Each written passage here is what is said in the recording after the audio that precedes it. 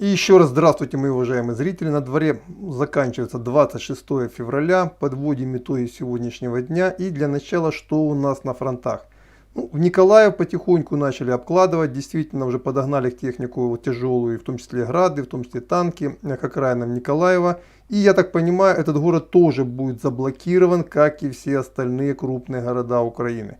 Причем я вижу, что большого желания сегодня брать украинские большие города у российского командования нет. И мне кажется, здесь есть определенный смысл. Сегодня пытается очень похоже решить две основные задачи, которые нужно решить в самые первые ближайшие дни. Это отрезать группировку украинских войск на Донбассе, чтобы она по своей большей массе не смогла выйти на запад, то есть не смогла оттащить значительное количество техники и вывести значительное количество войск на запад. Эту задачу на сегодняшний момент довольно успешно выполняют две группировки. Первая, которая наступает из Крыма, вторая, которая наступает из района Харькова. Боев за Василевку серьезных, я так понимаю, пока не планируется. С другой стороны, к Токмаку подтянули тяжелые огнеметные системы ТОС-1.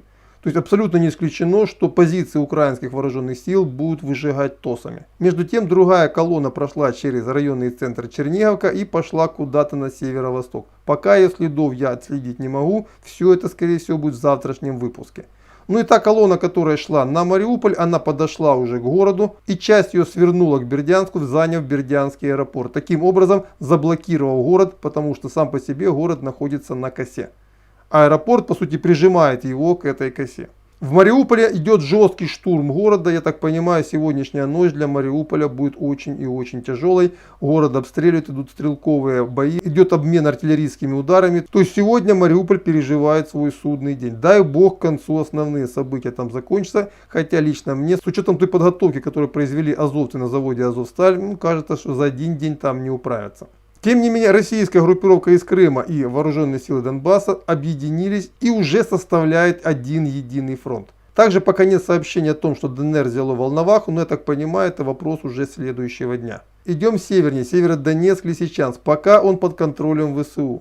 Группировка, которая наступает из Харькова, как я и предполагал, здесь шли упорные бои. В течение всего дня бои за Балаклею шли очень и очень серьезно. Не исключено, что некоторые части пошли вперед на перерезание путей отступления украинской группировки, но пока о них никто ничего не сообщал. Харьков пока обложен, там идут серьезные столкновения, стрельба идет целый день. И на сейчас, пока на 23:00 тоже идет стрельба. По Сумам я буквально только что сделал отдельное расследование, потому что в Сумах сегодня случилось очень странное событие. Город ни с того ни с сего после объявления воздушной тревоги обстреляли неизвестными системами. Официально было заявлено, что обстреляли из российских градов. Но на месте обстрела был почему-то обнаружен хвостовик 120 миллиметровой мины. И в рамках своего расследования, ссылку на которую дам в текстовой строке под видео, я показал, что это очень похоже, та же самая технология, которая использовалась националистами на Донбассе, так называемые блуждающие минометы, главной целью которой было побудить жителей города активнее помогать так называемой территориальной обороне, которая состоит из украинских националистов,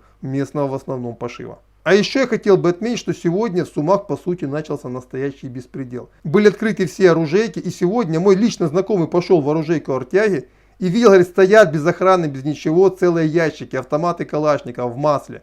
Цинки с патронами по 1000 штук. Бери, тащи, сколько душе влезет. И вот эти все оружейки тоже отворила так называемая территориальная оборона города Сум. И сегодня этим оружием вооружается сумской криминалитет. Что они устроят на улицах моего родного города, честно говоря, даже себе представить не могу. То есть, как я считаю, территориальная оборона города Сум — это самые настоящие преступники, которые хотят, чтобы в городе началось кровавое месиво, которое потом, естественно, попадет на обложки западных изданий. Ну и также идет сообщение, что из Черниговской Сумской области российская группировка постепенно разворачивается и движется в первую очередь по направлению к Киеву, ну и далее пытается занять всю остальную территорию Восточной Украины, чтобы через несколько дней выйти на линию Днепра, которая, скорее всего, является главной целью первого этапа наступления.